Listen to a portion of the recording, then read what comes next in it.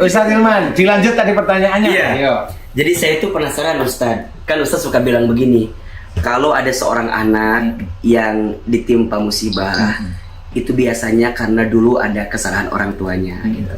Nah saya itu penasaran kira-kira memang ada kaitannya enggak beberapa orang di sekitar kita. Contoh misalnya kalau ada seorang istri yang sakit, apakah memang karena salahnya dia? Iya. Atau boleh jadi ada dosa suaminya yang Allah kirimkan musibahnya ke istri itu gitu. Iya.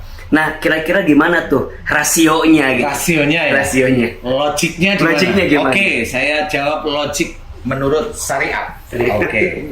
Jadi gini. Iya. Harus sesuai syariat. Harus sesuai syariat. Jangan sesuai nafsu. Enggak. Ini syariat nih. Jadi gini. Seorang istri sakit, punya suami. Ya. Istri sakit gara-garanya apa? Suaminya galak.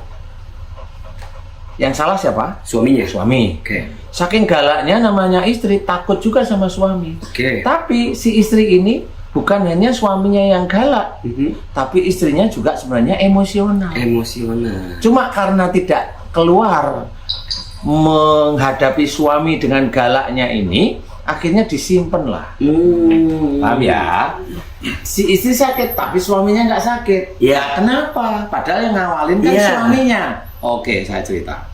Banyak dari para yang paham agama ini belum paham tentang masalah ini.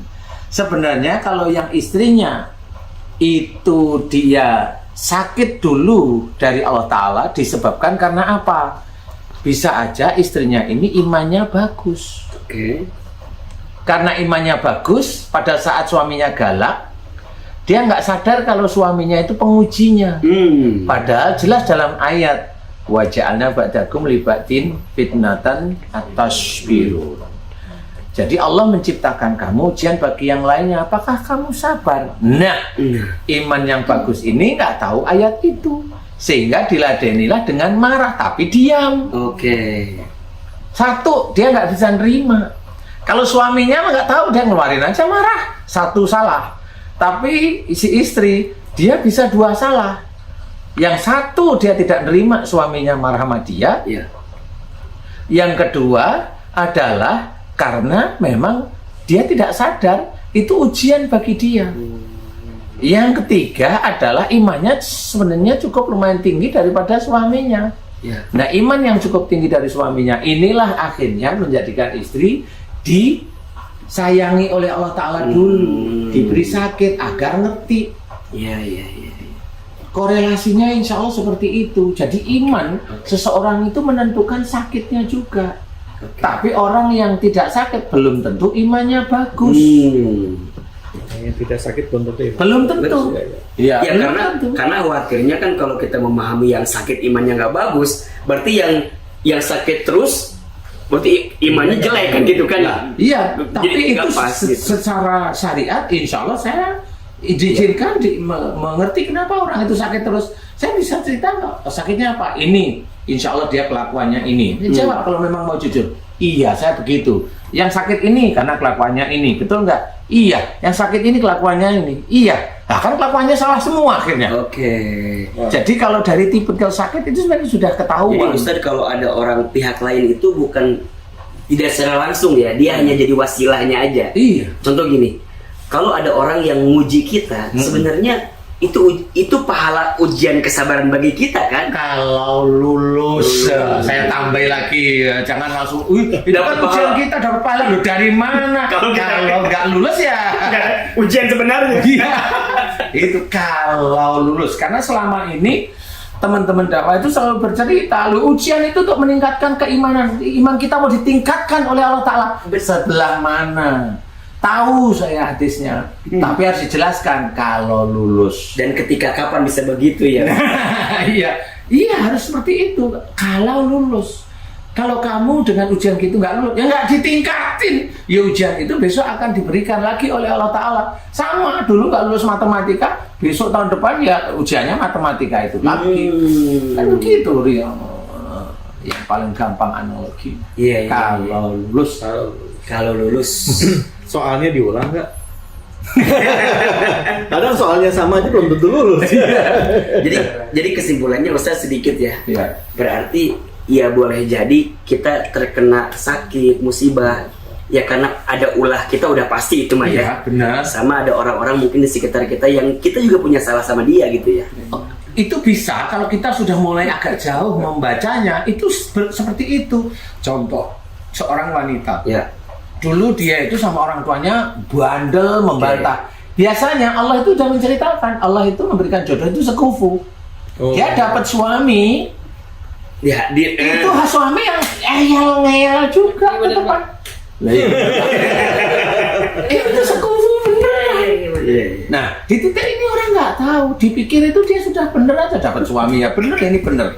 Nah nanti suatu ketika benturan ini bisa ada ngeleremin kalau salah satu atau dua-duanya belajar tentang tauhid. Ya.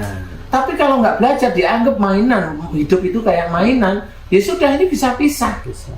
Ya. Lah kenapa pisah? Itu sama. Jadi kalau dia sampai pisah, saya bisa bertanya, kamu belum pernah minta maaf ya sama orang tuamu sejak dulu? Baru dia jawab, iya Ustaz. Loh, itu yang tadi Ustaz ceritakan. Iya, itu bisa dari situ. Karena orang itu kalau menjalankan kehidupan sehari-hari itu, salah itu kayak dianggap bukan salah. Kalau dia itu elelan sama orang tuanya udah dianggap dia itu pinter. Iya ya saya tahu, memang dia lulusan luar negeri, dia lulusan universitas bagus. Tapi pinter itu bukan dari lulusan itu. Pinter itu dia menjalankan syariat asrama agama dengan benar, itu pinter kalau saya. Dia dengan orang tua, walaupun orang tuanya salah, dia nggak komen dia. Kecuali ditanyain, aku salah ya, baru dia cerita. Umi, misalnya tadi di sini mohon maaf ya Umi, mohon maaf ketika saya kata-kata saya salah. Orang tua digituin kan seneng. Kalau orang tua itu seneng, anakku kok begini. Ini orang tua itu apa yang dikerjakan anaknya itu dengan baik-baik. Nah, kan udah ketemu sekarang. Allah ridho, itu kuncinya. Itu kuncinya sebenarnya. Jadi ini semuanya itu jawabannya saya berikan itu logik menurut syariah. Berarti Ustadz, kalau kita dikasih musibah nih, yang pertama kalau kaitan orang ya, berarti ke atas dulu ya, ke orang tua dulu. Bisa. Coba evaluasi. Ya. Jadi kaitannya orang tua baru pasangan. Baru pasangan. Sip. Pasangan, jejernya pasangan itu saudara kita. Karena ada yang bilang gini, Ustadz, misalnya ada teman kita, Ustadz Hilman, aneh udah baik sama orang tua aneh nggak pernah gitu dia bilang. Nah, emang dia baik bolehin orang tuanya, tapi dikasih musibah terus gitu Ustadz. Persoalannya di doanya dia selalu ingin dijadikan orang sabar nggak? Di situ kan nggak cuma orang. Kalau dia minta ya Allah jadikan saya orang sabar. Loh, sabar itu yang gimana? Sabar itu adalah orang yang kalau ditimpa musibah atau sesuatu dia kembalikan pada Allah, tawakal. Nah itu sabar. Lah kalau dia ceritanya dibalik, saya itu sudah ini sama ya dilihat itu. Jadi tapi doanya lewat mana? Kalau doanya ya Allah jadikan saya orang sabar, berarti dia menantang ada ujian yang mau datang. Ustaz, assalamualaikum. Waduh, Masya Allah. Justru kesalahannya itu ya Ustaz. Jadi kalau dia bilang bukan kesalahan. Kalau dia bilang saya udah baik kok sama orang tua, justru awal itu kalimat yang pas itu enggak pas.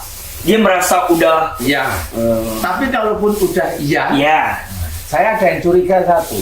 Doanya itu minta diberi kesabaran. Orang yang doanya mohon diberi kesabaran sama Allah Ta'ala, sabar kan nggak ngerti dia. Sabar itu nilai dari soal yang harus dia kerjakan. Sabar itu nilainya 10 mutlak. Itu tinggi lah ya. Nah, ya kan gitu. Dari nilai, dari ujian yang harus dia kerjakan. Dan ada ujian, ada yang dia kerjakan. Berarti kalau dia ingin menjadi orang yang sabar, berarti dia harus mengerjakan ujiannya. Nah, sebenarnya ini kenapa ini saya ajak mikir ke arah sana, biasanya orang itu seperti itu. Jadi dia minta nilainya 10 tapi ujiannya belum datang. Paham sekarang? Berarti kalau dia minta diberikan kesabaran, dia harus siap juga. Jika siap ujiannya itu maksud saya. Nah, pada saat ujian itu dapat, dia lupa bahwa dia minta nilai 10. Lah kan harus dapat tesnya. Dia dikasih tes, dibaca kok berat ya lah. Ada cocok dengan kan kamu yang minta. Kamu yang minta sabar. Tapi kan sebenarnya itu diajarkan Ustaz, bahwa kita minta kesabaran. Boleh. Tapi kita harus siap juga. Nah, yang dengan tidak diciptakan ujiannya. itu harus siap. Oh, iya. benar. Kalau saya takut. Saya takut. Sabar itu menurut saya nilai. Sehingga di titik-titik tertentu, contoh, saya berdoa malah mohon diberi kemudahan. Nah, kalau kemudahan Allah yang ngatur. Iya. Kalau diberi kesabaran kan Allah yang ingin sabar nilai kamu, ya ini. Nah, suatu ketika yang dia tahu mamanya yaitu membahagiakan hormat pada orang tuanya. Iya. Iya. Tapi di titik dia menanggapi ada ujian sehari-hari. Siap enggak? Kayaknya nggak siap, makanya dia ngomong, oh, saya dapat musibah terus. Lah, kan dia nggak ngerti sabar itu sebelum sabar itu ada tawakal. Ya. Paham belum ya? Berserah. Ya. Berserah diri dulu, baru berserah itu nilainya. Iya. Oh, dia sudah berserah diri benar. Itulah orang yang sabar. Berarti ya tidak salah kalau kita minta sabar, tidak salah. Tidak salah Tapi kalau harus saya. tapi harus siap. Harus siap. Kalau saya kambing, Ujian. kamu harus siap. Kalau kamu nggak siap, waduh, kayak nggak berani. Nah, mohon dimudahkan. Siap karena juga pahalanya juga tinggi. Lah. Sabar. Sebenarnya bukan Nilai. pahala yang Nilai. tinggi, nilainya itu tinggi. Dan dia orang sabar tuh ya surga balasannya. Ya. Lah iya kan gitu. Karena orang banyak yang kadang-kadang gitu, Ustaz Hilman, kita udah baik sama orang tua nih, udah semua. Tapi kok masih diuji terus? Iya, Terus kira-kira itu. salah saya ke siapa lagi? Iya. Salahnya itu ya ngomong bahwa saya sudah nggak. Nah, itu. Itu salah satu. Yang kedua itu kadang-kadang mohon diberi kesabaran. Kenapa? Kenapa doa ini dianjurkan? Ya, doa ini dianjurkan, tapi tidak dijelaskan. Seperti apa? Kalau saya insya Allah ngerti. Sabar itu nilai. Iya. Jadi istilahnya kalau Ustadz, saya minta nilai 10 ya dari tesnya Ustadz nanti. Ya udah. Oh ya siap, kasihlah saya tes. Ini ujian. Waktu dikasih, oh ini sulit Ustadz. Kan sama. Iya, Anggap aja kasih Z, ini musibah Ustadz. Iya. Padahal dia minta nilai 10, jadi nggak nyambung. Oke. Makanya kalau saya bukan tidak boleh minta sabar, Tapi juga harus siap. tapi juga harus siap. Nanti kalau Allah memberikan sesuatu, kamu kuat nggak kuat, kamu harus terima.